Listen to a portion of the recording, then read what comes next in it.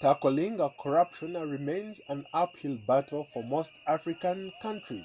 Transparency International, a leading global watchdog on corruption, says African nations are performing very poorly, even though some of the continent's leaders are leading the fight against corruption. For example, Nigerian President Muhammadu Buhari has taken steps to fight corruption. Speaking at the UN General Assembly, Buhari called for greater cooperation between African countries and to fight the illicit flow of funds across international boundaries.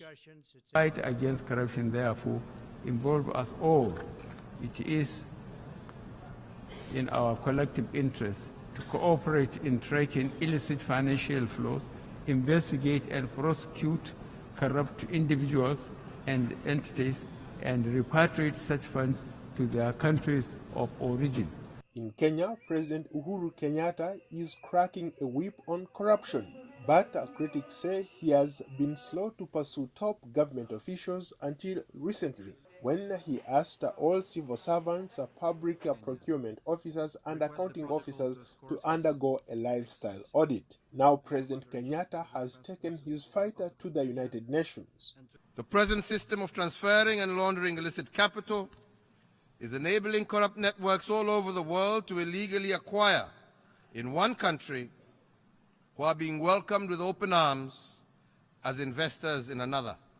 It has become clear to citizens all over the world that what is enabling the illegal and illicit conduct of corrupt individuals and companies is globalized financial and legal systems. Angolan president has taken on corruption more directly than any of the country's previous administrations, most notably with the arrest of José Filomeno, the son of former President José Eduardo dos Santos, over illegal transfer of $500 million from state funds to a holding account in Britain. José Filomeno is being detained on allegations of money laundering, embezzlement, and fraud.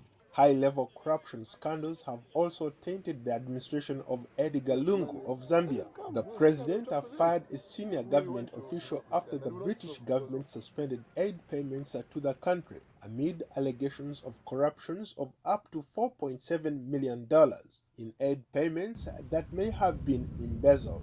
Finland, Sweden, and Ireland have also suspended aid to Zambia, pending the outcome of the far-reaching investigation. Still in Southern Africa, Emmerson Mnangagwa, the new president of Zimbabwe, speaking to a diaspora audience in New York, he vowed to fight corruption. Corruption. Pasi nayo. We will fight corruption. In Liberia, containers full of newly minted currency worth more than 100 million have gone missing. The cash is said to have been shipped from Sweden late last year in the midst of Liberia's elections to choose a successor to President Ellen Johnson Sirleaf.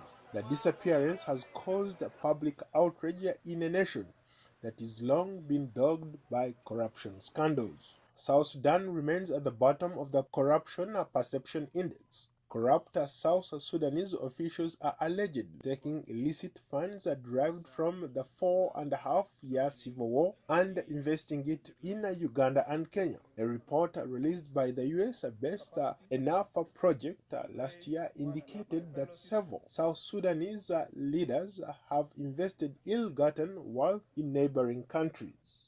Paul Ndiho, VOA News, Washington.